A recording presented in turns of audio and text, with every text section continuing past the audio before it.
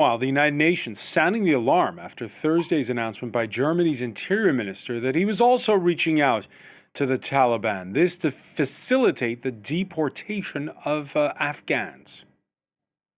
It is not appropriate to return people to Afghanistan. We have been documenting continuing human rights violations in Afghanistan, particularly violations of the rights of women and girls who have effectively been rendered invisible, who have been stripped of their voices, of their rights to employment, to education, to freedom of movement. But we've also continued to document other instances of human rights violations, including executions that have been carried out. So indeed, it is not appropriate to be talking about returning people to Afghanistan at this point. For more, let's cross to Berlin and correspondent Nick Holdsworth. Nick, tell us more about this shock announcement by the Interior Minister.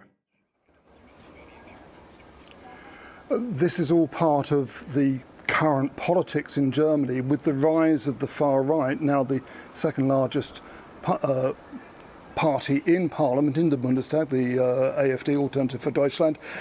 The conservative right of centre coalition is working hard to address immigration issues, which is seen as a concern, it has to be said, by a lot of Germans across the country. There have been a wave of attacks, immigrants driving cars into people at Christmas fairs, knife attacks, that sort of thing. So there are high-level concerns about criminal immigrants. And what the Interior Minister, Alexander Dobrindt, who's from the Christian Social Union, which is a little bit further to the right of Friedrich Merz's Christian Democrat Union, what he's saying is that Germany should have an easier time of deporting Afghan criminals and Syrian criminals directly to their countries of origin. So that's why he's suggesting talking directly to the Taliban. Until now, the Germans have deported Afghans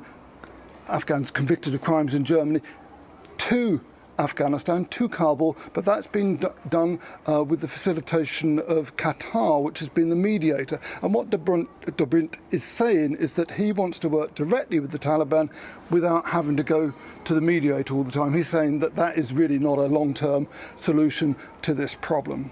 And tell us a little bit about the timing of all of this. The interview the Interior Minister gave to a magazine on Thursday, published just before the Russians recognized the Taliban.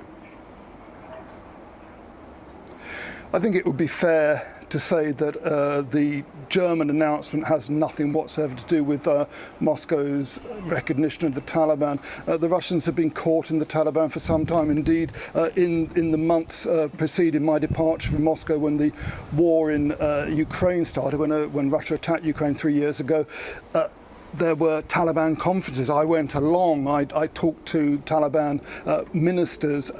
This has been something which the Russians have been planning for a long time. They've been talking to the Taliban about all kinds of things, including support with weaponry and things for their ongoing war in Ukraine. So this is not surprising, and I doubt that that the Russians had any pre-knowledge of what Alexander Dobrindt was going to say today, though of course they have been watching that carefully. The more concerning thing perhaps about what Dobrindt has said is, as we just heard, the UN is saying nobody should be forcibly sent back to Afghanistan, it's just too dangerous.